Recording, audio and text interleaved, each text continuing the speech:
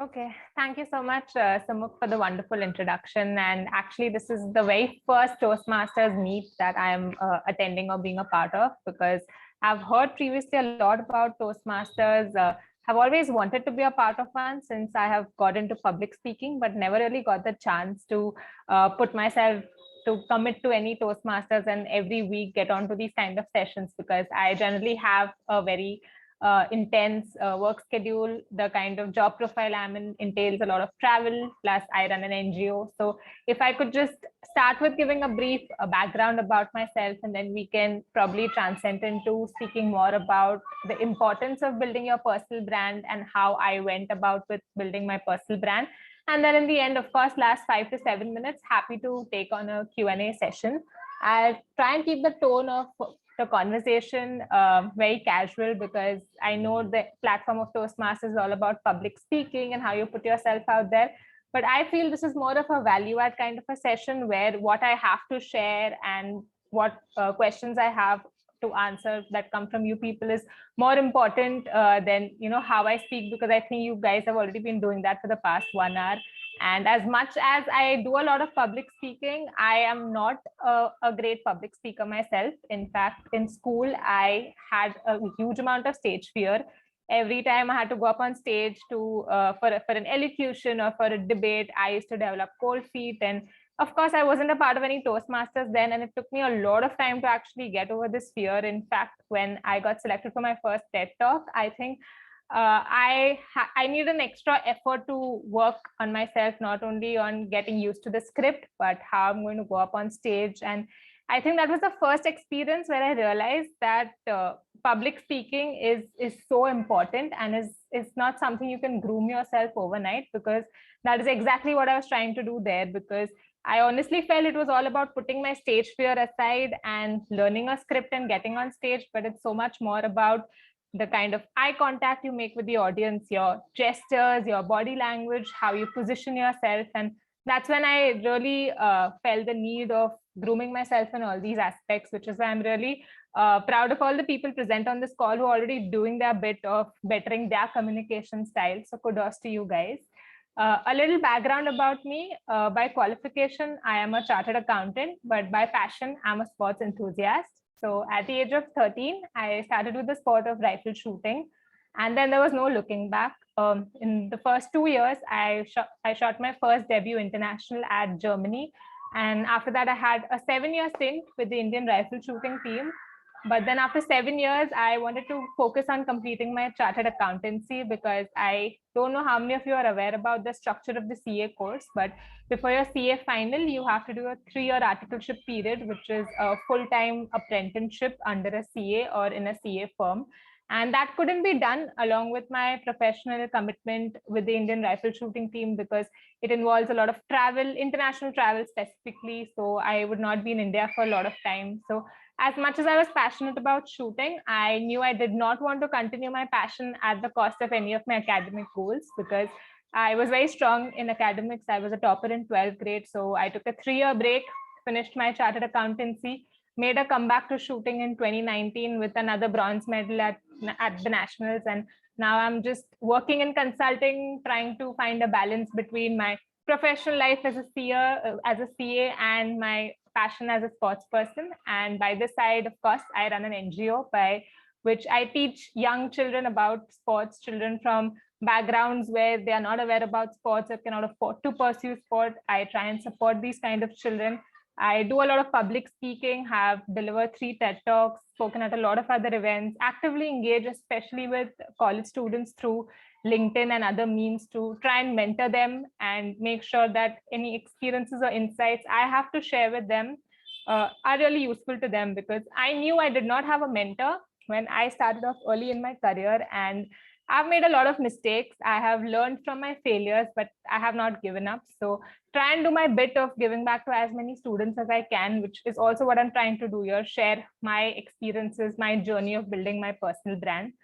So I think when I was in college, I did not understand the importance of a personal brand. I came from a very different school of thought where I always felt that your work or your achievements speak of you. It doesn't depend on what brand you have or what kind of image you have out there or how others perceive of you. I used to always feel that I'm going to fulfill all my responsibilities, I'm going to do my bit, and my work will speak for itself. But it was only when I started with my NGO that I actually realized personal brand matters, because for a social impact organization, when we were just starting off, did not have too much under our umbrella to showcase when we are speaking to volunteers or when we are speaking to potential fundraisers or speaking to anyone else, which is when I realized that as the founder of a non-profit organization, the initial reputation to the NGO largely flows from the founders, which was me.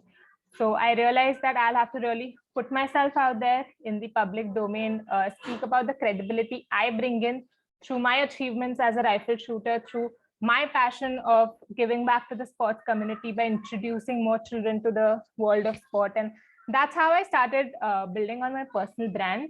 And I think this pretty much happened around the same time, 2019, 2020. I got a lot of time in the first lockdown to actually think, reflect how I'm going to go about with it.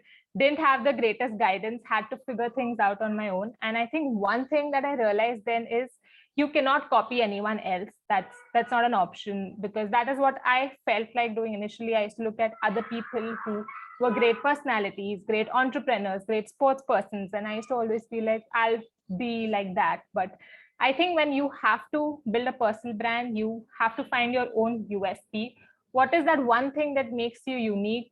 What is that one thing that makes your personality different from someone else? What is that one thing that is your identity? So even when I was thinking whether what is the strongest aspect of my personality, is it me being a chartered accountant, is it me being a shooter, or is it me being a social entrepreneur? And after a lot of things, I just realized that every time I go in school or I go in college or I go at work, even if they do not recollect my name, they do remember me as Shooter. Okay, the shooter is here.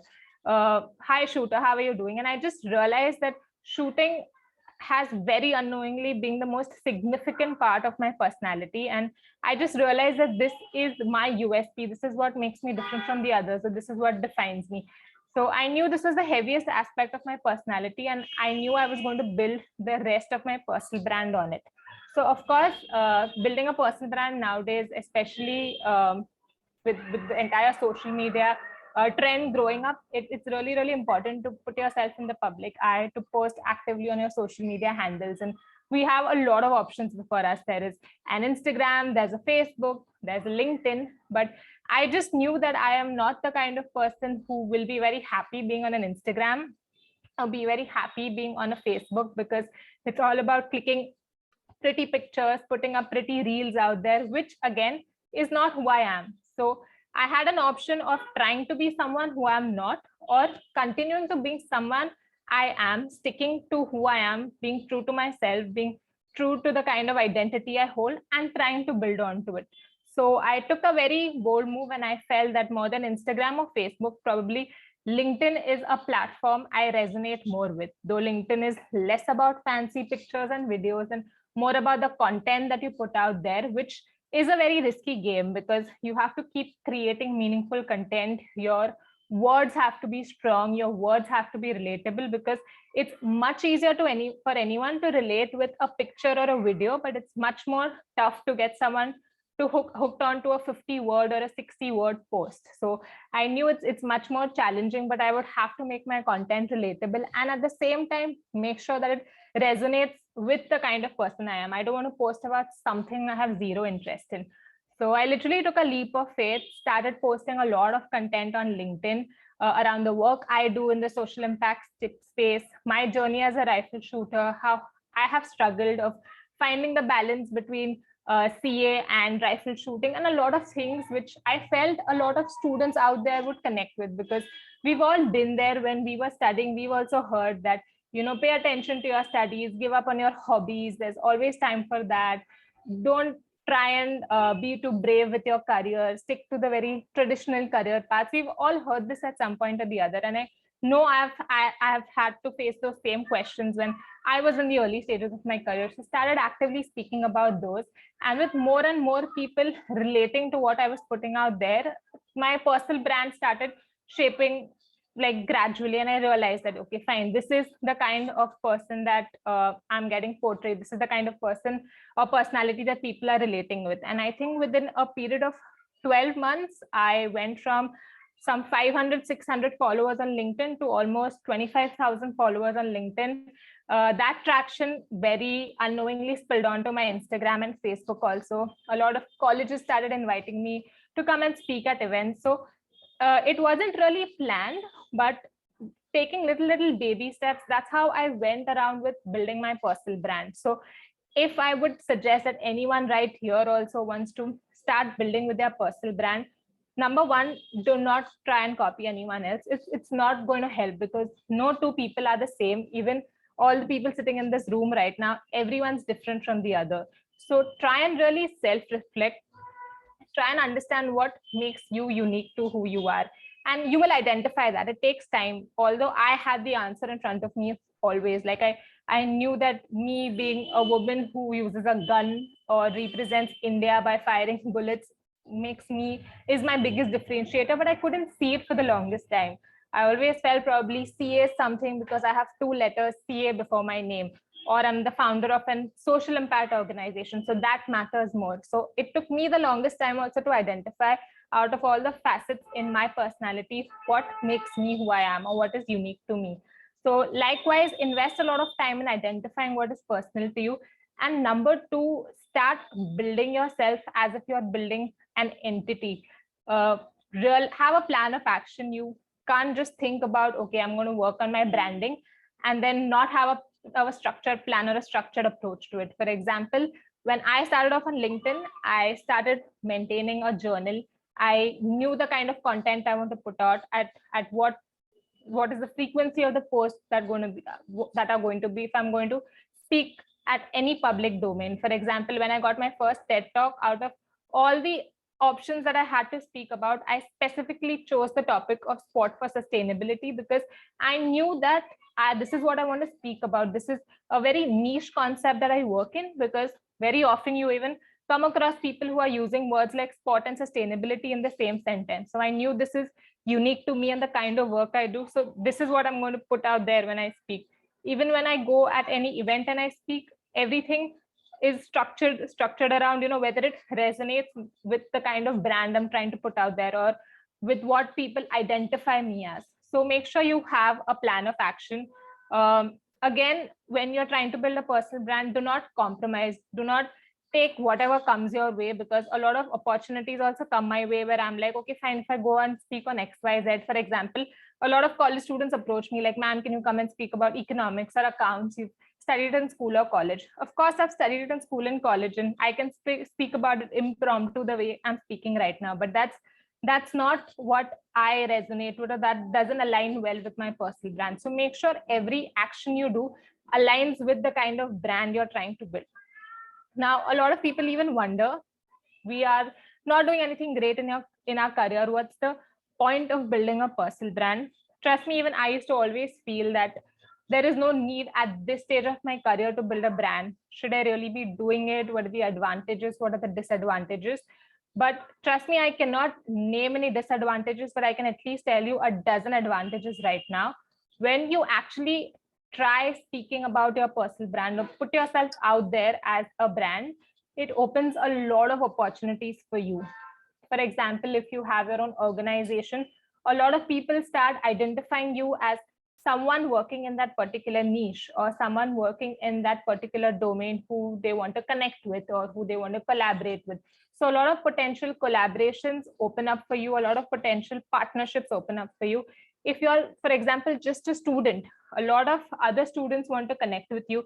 These students in turn can open a lot of opportunities for you, can be job opportunities, internship opportunities, some courses they are doing that you're not aware about, or anything of that like. If you're an early career professional, there's nothing like it. 70% of the job market actually works on networking. So you can really network your way into getting the kind of job offers you want, or getting an interview at your dream organization. So I would suggest, if you're an early career professional, do not hesitate. Speak about the areas where you're a subject matter expert, speak about the work you do on LinkedIn. For example, on LinkedIn, I come across so many posts of students who share financial models they built, or any particular research they did, or any particular article they wrote about a particular thing, or anything that they have been reading, just to so these are my areas of interest. This is what I love talking about.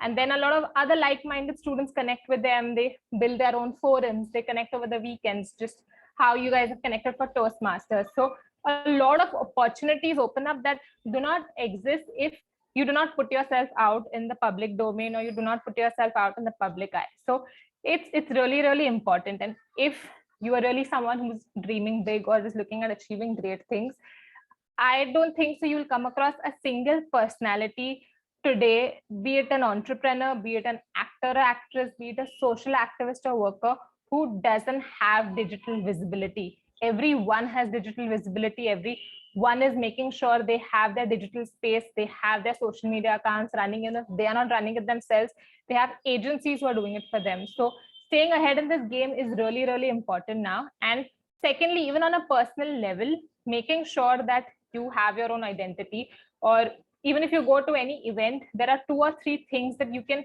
spark a conversation or speak about anytime is really, really important. Otherwise, you're just going to come out as someone who's really confused, or someone who doesn't have anything much to share or add to the table if you're sitting on a table of 10 or 15 other people. So this is an importance of a personal brand. I have spoken about personal brand very often, and I think the most common question that I get asked by a lot of people is, I'm just a student, or I'm an early career professional. What's even the point of me to build a brand till I don't achieve something good? So probably first I can achieve something good, and then I can start building a brand. But I would suggest is, when I also started building my brand, I did not have any great achievements other than the fact that probably I'm a rifle shooter who played for India. But truth be told, rifle shooting is not cricket. Not many people are even aware about the sport or were even aware about me. Still, I initiated the process of building my personal brand, speaking more about my work. So when actually I got selected for my first TED Talk, those people told me that we came across you, we got your nomination from someone who said that you're doing some great work in the social impact sports field. And that's when we actually looked up your LinkedIn, looked up the other things that are available on Google, your digital presence. And from there, we did our thorough due diligence of, how true you are to the particular area, that is the sports social impact space, how involved you are, and what are the kind of thoughts you put out there, what are the kind of dialogues you initiate. And after all this, we were convinced that you bring a lot of value to the table, you speak a lot of this concept, this is something you're really passionate about. And that's how we've actually selected you as someone who can come to the platform of TEDx and deliver a talk about this particular idea, because that is what TED is about. It's about sharing your ideas, your perspectives, or anything creative that you've come across. So unless and until you're not going to convince the other person that this is your idea, this is your passion, or this is your perspective, they are not going to really be convinced of even giving you a seat at that table. So this is how personal brand has played a very pivotal role in my life. It's taken me places, opened a lot of doors that wouldn't have opened up had I not really worked on it. And it's not even been an overnight success for me. I think it took a good 1 year of investing time every day in making a plan, putting it out there, realizing what's working for me, what's not working for me, and then ultimately putting the blocks together and building a brand about it. So this was much about the experiences and why I feel building a personal brand is important, that I had to share. Really happy to answer questions over the next 10 minutes, because I'm sure many of you must be having a few questions to ask. Again, I also acknowledge the fact that a lot of people are not comfortable asking questions publicly. So out of this forum, if you feel anytime comes to your mind later on that you want to connect with me and ask, feel free to reach out to me on LinkedIn. I'm always up for a good conversation, though I'm not very active. I only check it over the weekends, but at least on the weekends, I try and get back as and when possible. So yeah.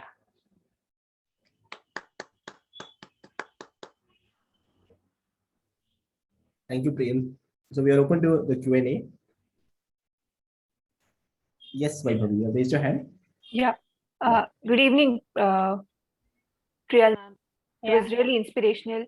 My question to you is, in the whole of the journey that you've talked about, I'm sure you have compromised a lot on work-life balance, and then at times you have had that mental toll where you feel that you have reached a dead end and you can't go ahead.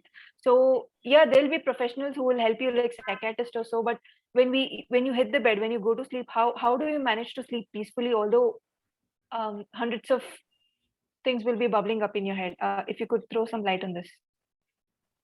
So, of course, you brought a very important topic up about work-life balance, because the kind of lifestyle I lead, at times it becomes very intense. But the good thing is, since very early on, like I think at the age of 14 or 15, that's when I started living this kind of an intense lifestyle. Because as a student, I would have 8 to 9 hours of school. And then as a shooter, I used to have 5-6 hours of training. Then I used to come back and do homework. So at a very early age, I had to make sure that I'm at the top of my time management game. So I imbibed time management skills very early on, because later on also 7 years when I was with the Indian shooting team, I actually lived across 4 different continents. And then I used to have to fly back to Bombay to write exams, do a lot of things. So time management is something that comes very naturally to me. And now I have a great level of understanding that, okay, fine, if I'm pushing myself, probably beyond this point, I'll hit a burnout, or I'll hit a stage where probably my productivity level is going to drop, or my work-life balance is going for a toss. That's when I actually push all brakes. I'm very heavy on work-life balance. I even actively put it across on LinkedIn. In fact, last year in October and this year in January, like the first half of January, I was really sick, and I took a good 3 weeks off all social media. I put my phone away, put my LinkedIn away, I put everything away. And I was like, I'm just going to prioritize health and do what I feel like doing, be it reading, writing. So as much as I'm really passionate about doing 10 things at a time, being an overachiever or anything of the like, when I reach a point where I'm like, I cannot push beyond this, or beyond it's going to result in any form of burnout, I push my brakes, and I push my brakes very shamelessly. Then I only focus on things that absolutely require my attention, be it professional commitments at work. Then every other thing that is still within my control, be it my visibility on LinkedIn, or the kind of attention I'm giving to my NGO, or the amount of shooting practice I'm doing, I actually cut that down. So I think this is a very important issue. And very early on, I have faced a lot of circumstances where I haven't realized where to draw the line. I have faced burnout. I have there are situations where I've actually hit a dead end, where I'm like, I cannot go beyond this, and probably I don't have the potential. You start questioning your abilities. It's happened to me a lot. And I think at that point of time, I honestly didn't have the kind of support system to actually reach out to any form of psychiatrist. But I had my mom, who understood me in and out, who understood that this is the reason why I've hit this kind of dead end. And she's played a very pivotal role in bailing me out of it. And I think that is the kind of learnings I've got from her back then is something I still carry with me today. That's really nice point that you have made, madam. But what I was asking is, when you're still being an overachiever, when you're putting in your 100%, but still people do yell at you. I'm sorry for the word, but when they yell at you, or when they don't recognize your worth, so how do you consider shutting them up with something, or you just ignore? No, I just ignore. There's been a phase where I've done things to shut them up or prove them wrong, but ultimately I realized it's just a waste of your time and energy going in the wrong direction. So I just do my thing, and I know that when I'm going to put my energy or invest it in the right direction, I'm going to get what I want, and when I achieve what I want, it's going to ultimately shut them up. So I really don't pay attention to things. Of course, a lot of time at work, you get a lot of constructive feedback. And I've come across in many situations where the person who's providing you the feedback doesn't provide it in the best possible way, or doesn't know also how to communicate the feedback. There are a few people at work, you'll work with a few superiors who really know how to put across feedback. Some people don't know how to put it across, and might put it across in the wrong tone or in the wrong style or sense. But it's up to you how you take it. So I generally take constructive feedback very positively. And again, this is something that I've learned, not something that I was born with. Initially, I used to get affected with difficult feedback. I didn't know how to work on it. But now I try and evaluate it with a much open perspective, where I'm like, okay, fine. Let's see how much of logic or ground or base is really there in the kind of feedback this person is given, and depending on that, I decided to work on it. Thank you so much, madam. I've got all my doubts cleared. Okay. We have another question by Toastmaster Nayan.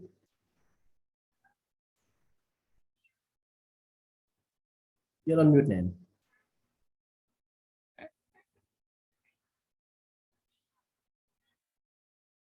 Nayan, you continue to be on mute. Oh, sorry, ma'am. How did you multitask when you were studying CA and decide you were a shooter, and how you were able to focus on the things?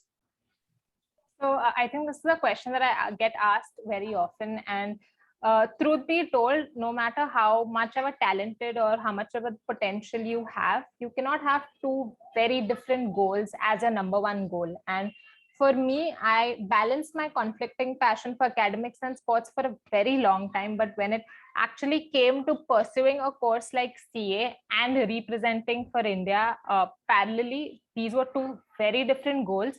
And I knew there was going to be a trade-off. So when I knew I had to choose one over the other, I kind of made a very conscious decision, reflected on what was more important for me, given my short-term goals and long-term goals. And one thing that really helped me then is I knew shooting was my passion, but I didn't want to continue my passion at the sake of compromising my academic goals. And secondly, the beauty of the sport is you can make a comeback to it anytime. For example, we have people participating in Olympics at the age of 50 or 60. Like we've had an Olympic medalist at the age of 72. So I knew that I could always make a comeback to international rifle shooting after 3 years. I knew I had that kind of burning desire inside of me. So a 3-year break was not going to put an end to my career in any way. So keeping in mind all these points, it was a very conscious decision that I made that I will step down from competing at the international circuit and focus on my CA for 3 years. And that's how from 2016 to 2019, my number one priority was always CA. And once my CA was done, then I made a comeback to shooting. So in the 10 years that I had, I've always balanced. Sometimes if I had my 10 boards, I'm focusing on academics, putting shooting on the back burner. Then 11th grade, I was again putting shooting at the front. Then again, 12th, I was putting shooting on the back burner, again academics. So I was juggling it up. So I would say if you are also someone who has two very different goals, they can be balanced, but there will be trade-offs. And when such trade-offs happen, what matters is actually, deciding what really matters to you, one over the other. So have that kind of goal in mind and then take a decision.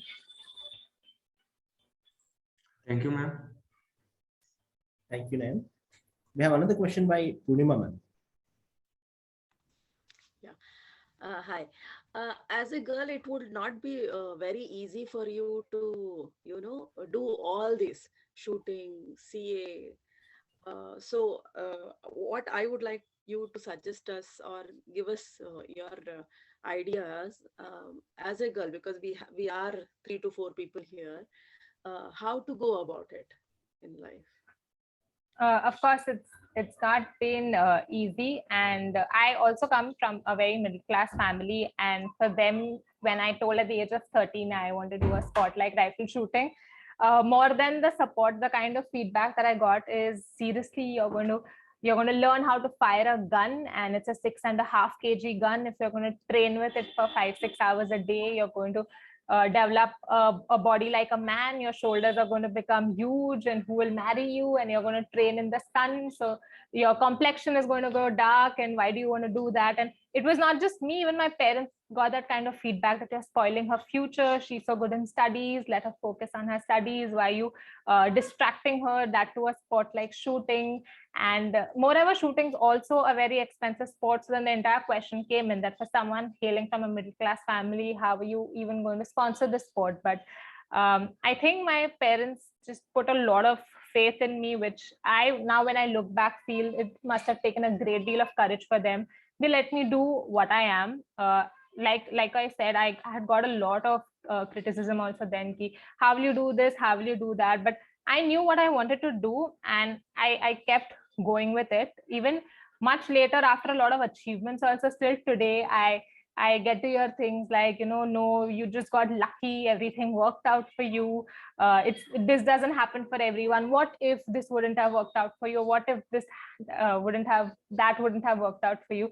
So, which is I always feel that no matter how much you achieve in life, for someone who wants to always critique you or ridicule you, they'll always find reasons to do that, no matter, even if you become the prime minister of the country tomorrow. So I think you do you, focus on your things, focus on what you are passionate about, what you're happy about, and like, let's not pay attention to anyone else. But of course, the journey is not easy, because as a girl, even today, more than my achievements, I get asked questions like, when are you thinking about getting married? You'll run out of good guys and stuff like that. But I think I'll just stop paying attention to all those aspects now. Okay, great. Thank you.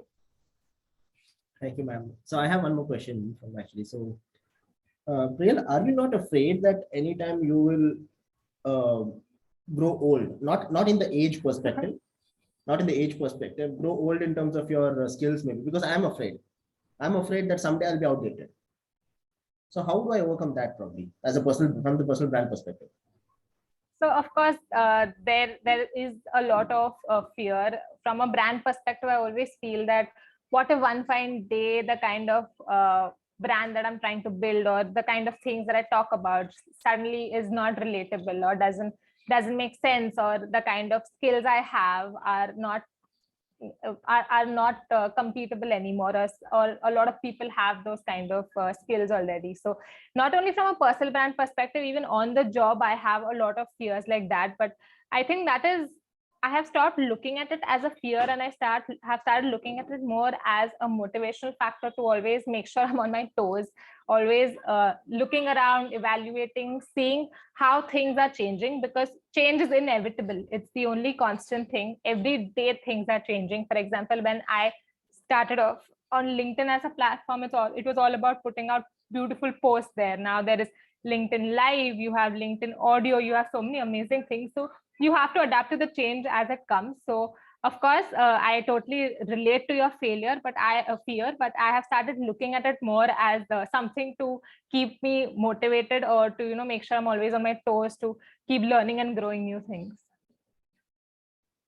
Okay, yeah. And there was one more question that I was getting it offline when I was telling people about you. How do we become a TEDx speaker if we do not have a story? So TEDx is a platform where people come and share three things, that is ideas, perspectives, and innovations. So I'm not too sure about the last part, but the first two are really ideas and perspectives. And TED even has some specific rules that you cannot speak about your business, or you cannot market your product, or any kind of thing that by which you will want to better your business or earn revenue. So this actually provides a lot of transparency on what one comes and speaks on a platform like TEDx. So even if you're not someone who has this path-breaking business or a lot of professional achievements, or you're like a Forbes 30 under 30, because anyways, when you're going to come on the platform for a Forbes 30 under 30 also, you're not allowed to talk about the business. Even if someone speaks about their business indirectly, they speak it through the spectrum of, this is what I'm passionate about, or this is the idea that came to my mind, or this is my perspective to look at things. So this actually gives a lot of people the transparency to apply. Some of the best ways to land a TEDx talk, or to get invited for a TEDx talk, is number one, make sure you are at the top of your personal branding game. You have a considerable amount of digital presence at some platform or the other you're talking. And number two, you either get nominated or you self-nominate yourself. So actually the step one is either getting nominated or self-nominating yourself, because there are a lot of colleges, universities, and a lot of other platforms that actively once a year organize TED Talks on their campuses, or within their ecosystem. So either you can make sure you are following all their pages when they put out speaker nomination forms, either you can nominate yourself or ask someone else to nominate you. But that being said, when you nominate yourself, number one, they ask you specific questions like, who are you? Tell us a bit about yourself. And number two, what would you like to talk about? Like, what is the idea you would like to share? What is that one particular experience or perspective you want to share that can be something fresh to the table, that can be something nobody has already spoken about at a TED Talk, or something that a different audience will have some takeaways to take from. So as long as you have something of that sort to share, you can definitely go ahead and nominate yourself. But then step 2, when you nominate yourself or someone else nominates yourself, when the entire due diligence happens and they actually look up as to what public speaking skills you have, or whether what you're talking about, how much of an actual understanding of that particular area or domain you have, or whether you're actually working in that field, or whether you actively speak or initiate a dialogue about it, they're really going to look up to the kind of digital presence you have or what you're posting on your social media platforms, which is when your personal branding game comes into the picture. So if any one of you are also interested in at any point of time delivering a TED Talk, it's very attemptable given if you actually take care of these background things. So for example, if women empowerment is something you resonate with, or youth development is something you resonate with, maybe because you are a woman, you've had a lot of struggle in your life, so you want to come and speak about women empowerment on a platform like TEDx, by sharing your perspective on women empowerment, or by sharing your experiences or struggles on women empowerment, of course you are allowed to come and speak. But then if somebody wants to know how deeply you resonate with this idea, make sure that you are doing your bit of actually initiating a dialogue about women empowerment. So posting about women empowerment in your social media, writing articles about it, publishing research papers probably, which actually convinces the TED team that, okay, this is something you personally resonate with. This is something you're passionate about. This is something that you actually are identified with. So they can call you to a platform like TEDx to speak about women empowerment. So make sure these are a few check boxes that you tick box, you tick off before you actually apply or self-nominate yourself for a TED Talk. Okay. Honestly, we all look up to being a TED speaker someday, because that's a black belt for a public speaker. Yeah. I mean, trust me, for someone like me who had zero experience of public speaking, when I actually, so I don't know if you guys know the process, but after you get an invite for a TED Talk, and after all the finalization and the signing of the documents and everything is done, you basically sit with the curation team for a good 3 to 4 weeks. Your entire talk is scripted to the word. Then they give you like a 2 to 3 weeks buffer to actually learn the entire script. And then when you learn the entire script, there are back to back a lot of rehearsals, because it's a very controlled platform. Number one, they have to make sure that the script is not repetitive. It's not something that someone has already spoken about or is too similar to a previous TED Talk, because then TED doesn't even publish the video on YouTube. Number two, nothing religiously or politically incorrect has been said. Number three, you're not promoting your business or your product or anything that's going to cause any undue benefit to you or any disadvantage to someone else. So they have to really take care of all these things, which is where you draft your script and the curation team is constantly doing that checking to see whether your script is coming out to be as engaging, it's coming out to be as engrossing, it's also satisfying all these ethical requirements and rules and regulations that TED has. Then you have to learn that script, because there is very little room for improvisation. You cannot step on a TEDx stage and speak what you want. You do not have the right to do that. And if you do that, TEDx has all the right not to publish your video on YouTube. So it's very controlled with respect to what you speak. Of course, you're not a robot and you cannot remember a 1200 or a 1500 script to the word, but you're only allowed to improvise within the ideas or within the general tone of the script or the general idea of the script, but you cannot improvise like beyond a point, like speaking about an experience that was not on the script at all. So you have to really memorize the script as much as possible. And then there are so many rehearsals where the way you're speaking, what are the number of cameras that are going to be speaking you, which cameras you should be looking for at. If you are at the left side of the stage, then you're walking towards the right side of the stage after the first 4 lines of your script. So everything is so controlled. And for someone like me, who number one had zero experience of public speaking, and number two loves speaking impromptu like this, like right now also I ended up just speaking impromptu. I have no chits written. I wasn't even prepared for it, because I just feel that is when I really bring my true self and share meaningful insights or experiences that come straight from the heart.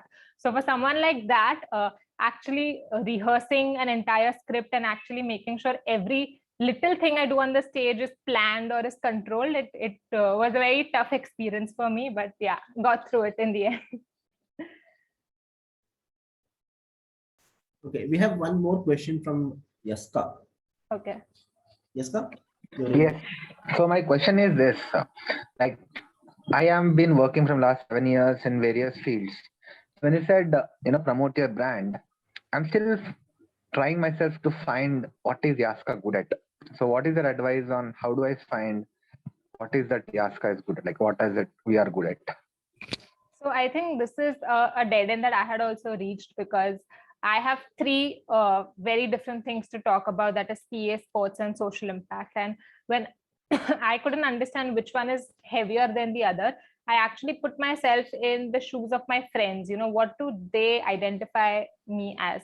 Which is something that I shared early on when I started off speaking. So I just knew be it my friends who I know since 10 or 15 years, or be it friends that I even know through my job very recently over the last 1 or 2 years, the most common thing that they all identify me is being a shooter, or the fact that I own a rifle, or I have played for India at some point or the other. And I think that's what really helped me understand that, okay, this is that one thing that really significantly stands out for me. So probably for you also, you can probably reverse engineer and see that people at home, or people in your friend circle, or people at work, what is that one thing that they know you for?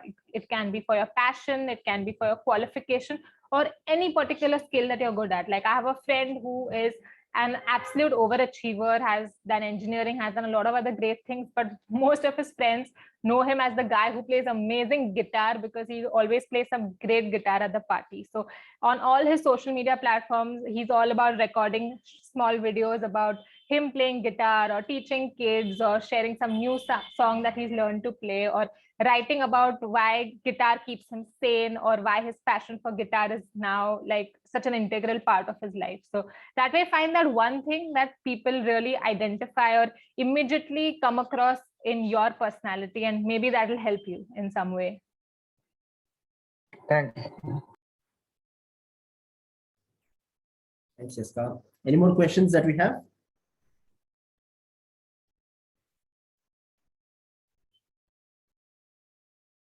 Okay, it doesn't look like there's anybody else. Okay, so we come to the end of the education session today. So before we conclude, Priyal, do you have anything for us as a feedback for the club?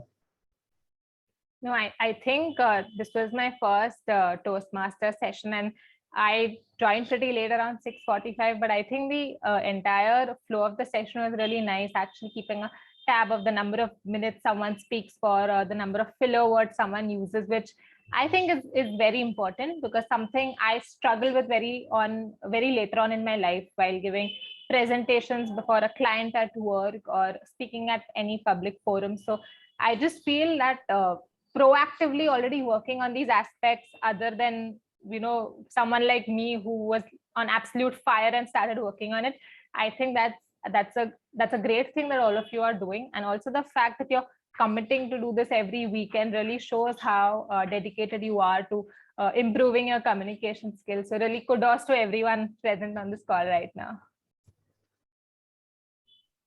Can we have a group photo? Yes, can we have everyone switch on their cameras as well?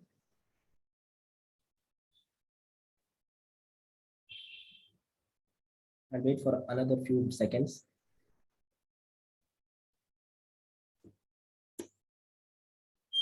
Okay, say cheese. More cameras switching on quickly.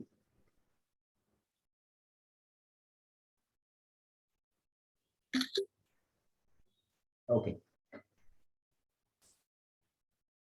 Thank you so much, ma'am, for coming. You have enlightened us today. Thank you, everyone. And please keep in touch with me if you want to really know more about TEDx or anything else. Like, happy to help you in every way I can. Thank you. Thank you so much for this. So I'll now hand over the stage back to our presiding officer, Toastmaster Chetna, to conclude the meeting. Thank you, Toastmaster Sumo. This was a very great meeting today, the 115th meeting. I thank CA Priyal Keni for coming and making a time in her busy schedule and coming here and educating us on how to build a personal brand. I also thank fellow Toastmasters from other club who joined us today, and also guests. And Especially, I would like to thank Toastmaster Sandhya Shekhar for joining us today. And this was the end. I officially